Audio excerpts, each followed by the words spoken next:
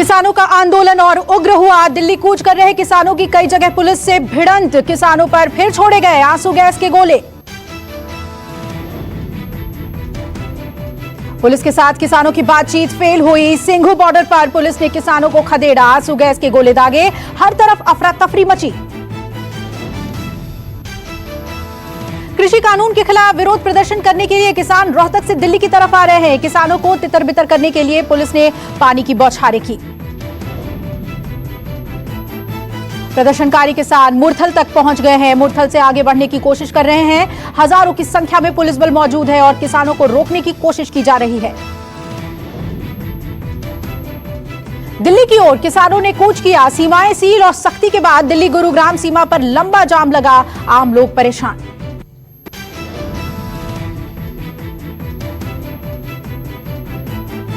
किसानों के दिल्ली चलो आंदोलन के चलते सारी गाड़ियां चेक की जा रही हैं। दिल्ली गुरुग्राम सीमा पर आम लोगों की गाड़ियां फंसी। कई किलोमीटर लंबा जाम लग गया है। पंजाब के किसानों के आंदोलन का आज दूसरा दिन। दिल्ली बॉर्डर पर डटे हैं हजारों किसान। आज भी सीमाएं सील हैं। सिंघू बॉर्डर पर पुलिस ने किसानों से वापस लौटने की अपील की। पुलिस ने किसानों के आगे हाथ जोड़े। पुलिस ने किसानों को कोरोना के नियमों का पालन करने को कहा, पर किसान अड़े। दिल्ली की ओर बढ़ने को आमादा हैं किसान। किसानों की हुंकार, कहा दिल्ली जाकर ही दम लेंगे। हमें प्रदर्शन करने का अधिकार। हम रामलीला मैदान पहुंचकर ही रहेंगे।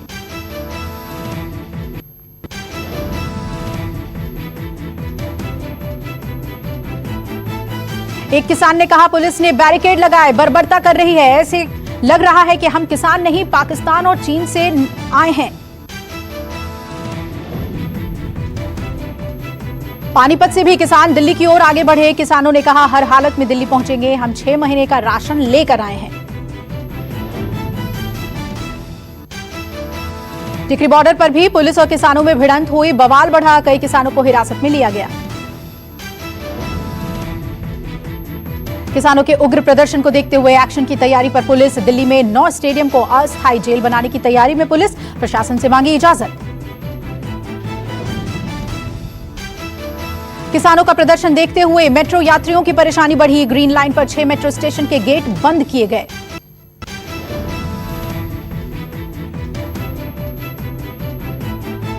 किसानों के प्रदर्शन और कांग्रेस नेता प्रियंका गांधी ने किसानों के प्रदर्शन पर कहा कि किसानों से एमएसपी छीनने वाले किसान की आवाज नहीं सुन रही सरकार। प्रियंका बोली आवाज सुनने के बजाय बीजेपी किसानों पर भारी ठंड में पानी की बौछार कर रही है। दिल्ली के मुख्यमंत्री अरविंद केजरीवाल ने किसानों पर लाठीचार्ज और पानी की बौछार करने का विरोध किया। अरविंद केजरीवाल ने ट्वीट कर लिखा कि किसानों को शांतिपूर्ण प्रदर्शन करने का हक है।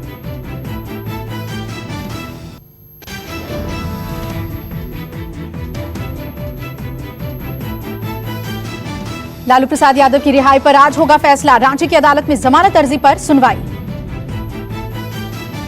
लालू को 4 में से 3 मामलों में मिल चुकी है बेल। लालू यादव के 114 दिन बाद बंगले से रिम्स के अस्पताल में लाया गया। ऐसा लालू के खिलाफ ललन पासवान के हॉर्स ट्रेडिंग के मामले में पटना के निगरानी थाने में एफआईआर के बाद किया गया है। महाराष्ट्र सरकार का बड़ा तोहफा। देह व्यापार करने वाली महिलाओं को कोरोना के संकट की घड़ी में 5,000 रुपए की राशि मिलेगी।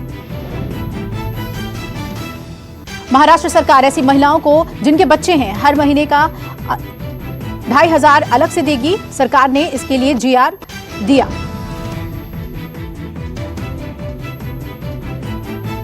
देश में लगातार 20वें दिन कोरोना के मरीजों में कमी आई। 24 घंटे में 43,000 मरीज सामने आए। 492 लोगों की मौत हुई। स्वास्थ्य मंत्रालय के ताजा आंकड़ों के मुताबिक भारत में कोरोना के कुल मामले बढ़कर 93,09,000 हो गए हैं। अब तक 1,35,715 लोगों को अपनी जान गंवानी पड़ी है। कुल एक्टिव केस बढ़कर 4,55,000 पर आ गए हैं। पिछले 24 घंटे में एक्टिव केस की संख्या 3,211 बढ़ गई है। अब तक कुल 87,18,000 लोग कोरोना को मात देकर ठीक हो चुके हैं। पिछले 24 घंटे में 39,379 मरीज कोरोना से ठीक हुए। पिछले 24 घंटे में 11.5 लाख लोगों की टेस्टिंग की गई, जिसमें पॉजिटिविटी रेट करीब 7% है।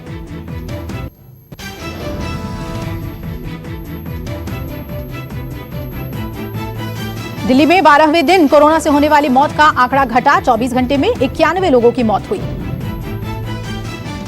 पिछले 24 घंटे में 5,400 से ज्यादा नए मरीज सामने आए, कुल केस 5.5 लाख से ज्यादा हैं। दिल्ली में कोरोना का रिकवरी रेट 91.37% है और डेथ रेट 1.6% है। राजधानी में पिछले 24 घंटे में 4,937 मरीज ठीक हुए। अब तक कुल 5,03,000 से ज्यादा मरीज ठीक हो चुके हैं।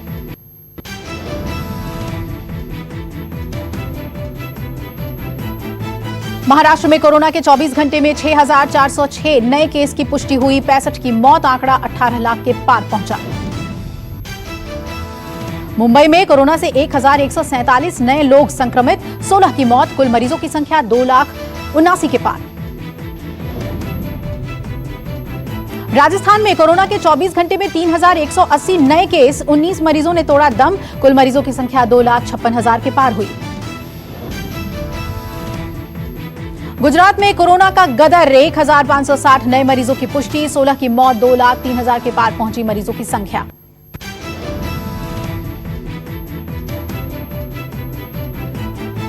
दिल्ली हाईकोर्ट ने दिल्ली सरकार को नाइट कर्फ्यू पर फैसला करने का निर्देश दिया। हाईकोर्ट ने केजरीवाल सरकार को बिना किसी देरी के फैसला करने और लागू करने का निर्देश दिया। दिल्ली सरकार को 3 दिसंबर से पहले हाईकोर्ट में स्टेटस रिपोर्ट दाखिल करने का निर्देश दिया। दिल्ली सहित देश में बढ़ते कोरोना के मामलों को लेकर सुप्रीम कोर्ट में सुनवाई होगी।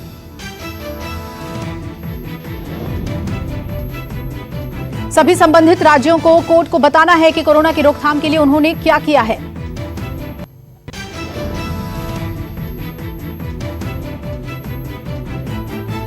बिहार में गृह विभाग का बयान, शादी में 100 लोग शामिल हो सकेंगे, इसमें बारातियों के साथ वेटर और स्टाफ भी शामिल रहेंगे।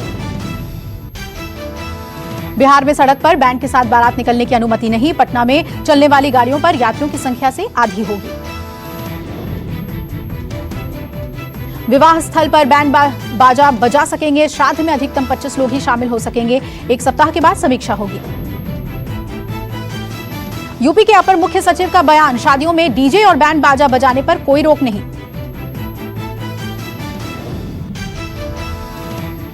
बारातों और समारोहों के लिए किसी अनुमति की आवश्यकता नहीं, प्रोटोकॉल फॉलो करते हुए समारोह हो सकेंगे।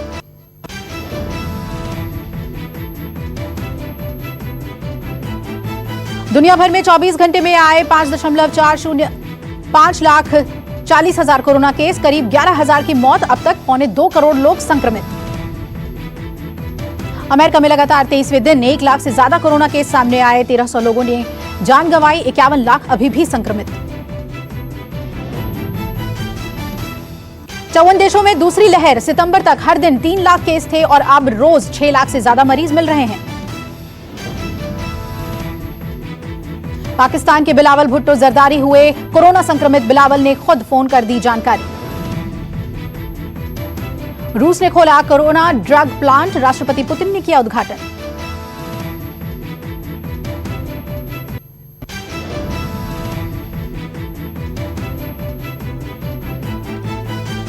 पश्चिम बंगाल में ममता बनर्जी ने तेज किया बंगाली और बाहरी का मुद्दा, ऐलान किया कि बीजेपी बाहर वालों की पार्टी। ममता बोली, बंगाल में बीजेपी की कोई जगह नहीं, बंगाल को गुजरात में तब्दील नहीं होने दिया जाएगा।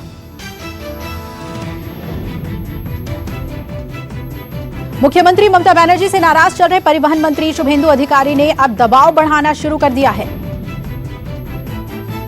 राज्य सरकार की ओर से उन्हें हुगली रिवर ब्रिज कमीशन के चेयरमैन के पद पर बैठाया गया था, लेकिन उन्होंने इस पद से इस्तीफा दे दिया। शुभेंदु अधिकारी ने एचआरबीसी का चेयरमैन पद छोड़ने के बाद इस पद पर धुर विरोधी तृणमूल सांसद कल्याण बनर्जी को बैठाया गया।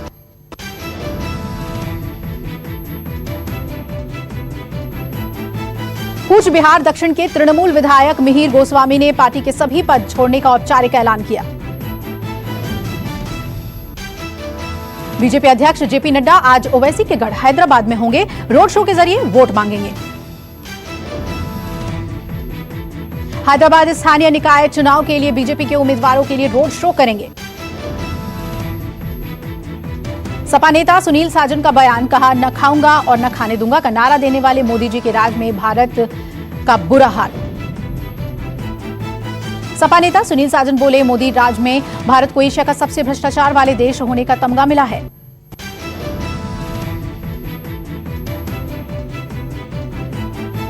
आजमगढ़ पुलिस ने मुठभेड़ में 3 लाख का इनामी बदमाश मार गिराया। मुठभेड़ में एसओजी प्रभारी समेत 2 पुलिसकर्मी घायल हुए। मारे गए बदमाश का नाम सूर्यांश दुबे था, जो दलित प्रधान की हत्या का मुख्य आरोपी था और काफी समय से फरार था। मुठभेड़ में घायल सूर्यांश दुबे के अस्पताल ले जाते समय मौत हो गई। पुलिस इसके पास से 2 पिस्टल खाली और भारी मात्रा में कारतूस बरामद कर चुकी है। वाराणसी में पुलिस के साथ मुठभेड़ में 1 लाख का इनामी अपराधी रोशन गुप्ता उर्फ किट्टू ढेर, कई जिलों में 26 से ज्यादा मुकदमे दर्ज थे। किट्टू के पास से 1 पिस्टल 30 बोर, 1 पिस्टल 32 बोर और 1 मोटरसाइकिल, भारी मात्रा में कारतूस और एक AK-47 बरामद हुई है। यह मुठभेड़ जैतपुरा थाना क्षेत्र में डाटपुल सरैया के पास हुई। मुठभेड़ में 2 पुलिसकर्मी भी घायल हुए हैं।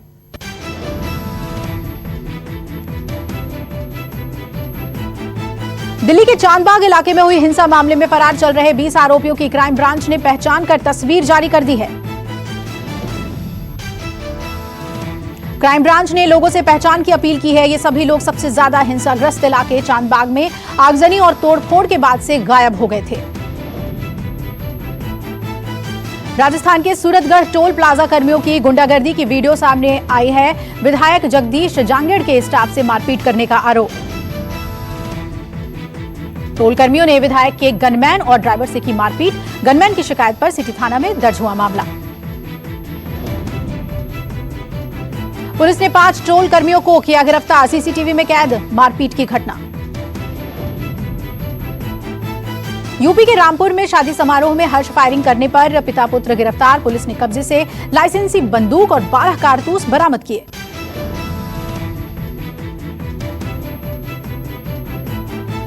लखनऊ के ठाकुरगंज में शादी में महिला से लूट की घटना सामने आई है। बाइक पर सवार 2 युवकों ने महिला का पर्स छीना और फरार हुए। पीड़ित महिला के मुताबिक पर्स में मोबाइल, नकदी और सोने की बूंदें थी। पुलिस ने मामला दर्ज कर जांच शुरू कर दी है। मुंबई में पुलिस ने MDMA ड्रग्स के साथ एक शख्स को गिरफ्तार किया है, जिससे 350 ग्राम मात्रा में नशीला पदार्थ मिला है। मुंबई में एनसीबी कई जगहों पर छापेमारी कर रही है। अलग अलग जगहों से 5 ड्रग्स तस्कर गिरफ्तार किए। पुणे में डॉन रेलवे स्टेशन के किचन में लगी भीषण आग। मौके पर पहुंची दमकल कर्मियों ने आग पर पाया काबू। चेन्नई से निवार तूफान की तबाही का दिल दहला देने वाला वीडियो सामने आया है, जिसमें आंधी के साथ हो रही बारिश में सड़कों पर खड़ी गाड़ियां पलटती हुई दिखी।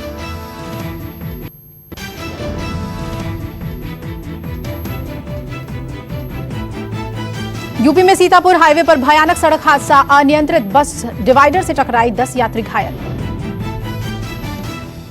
लखनऊ से सीतापुर जा रही कैसरबाग डिपो की बस इंटौंजा में टोल के पास हुई हादसे का शिकार। हादसे के वक्त बस में सवार थे 35 यात्री। घायलों को इलाज के लिए अस्पताल पहुंचाया गया। मथुरा में बैंड कर्मियों को थाने ले गई पुलिस। कोरोना का हवाला देकर हिरासत में लिया, फिर हिदायत देकर छोड़ा। गुरुवार की सुबह ही सीएम ने आदेश दिए थे कि परमिशन की जरूरत नहीं, उत्पीड़न करने वाले पुलिसकर्मियों के खिलाफ कार्रवाई होगी। हिमाचल के कुफरी में ताजा बर्फबारी से सफेद हुआ समा। पहाड़ों में बढ़ी सैलानियों की तादाद।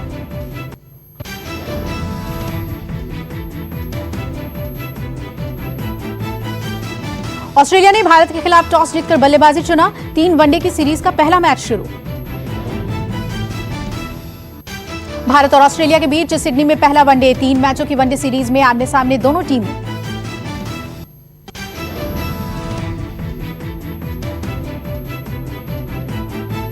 भारतीय आईटी उद्योग के पितामह फकीर चंद कोहली नहीं रहे, पीएम मोदी ने जताया दुख।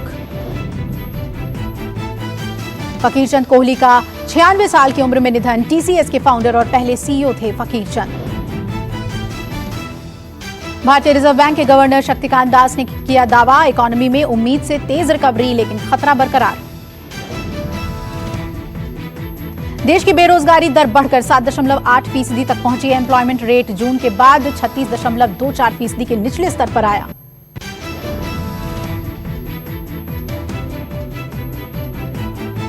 छब्बीस 11 आतंकी हमले को अक्षय से लेकर शिल्पा तक बॉलीवुड सेलेब्स ने शहीदों को किया याद।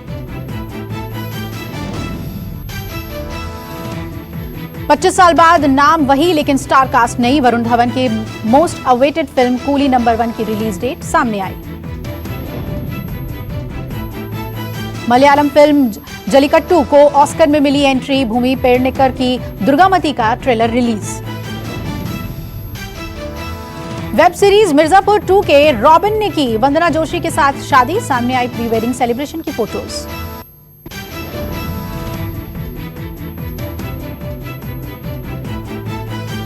भारतीय विदेश सचिव पहुंचे काठमांडू। भारत नेपाल के बीच होगी एक और हाई प्रोफाइल बैठक। नमस्कार, मैं हूं मानक गुप्ता। अगर आपको हमारा ये वीडियो पसंद आया हो तो इसे लाइक और शेयर जरूर करें और हां, हमें सब्सक्राइब और फॉलो करना ना भूलें ताकि आप देश और दुनिया की कोई खबर मिस ना करें। तो जुड़े रहिए हमारे साथ और देखते रहिए News 24।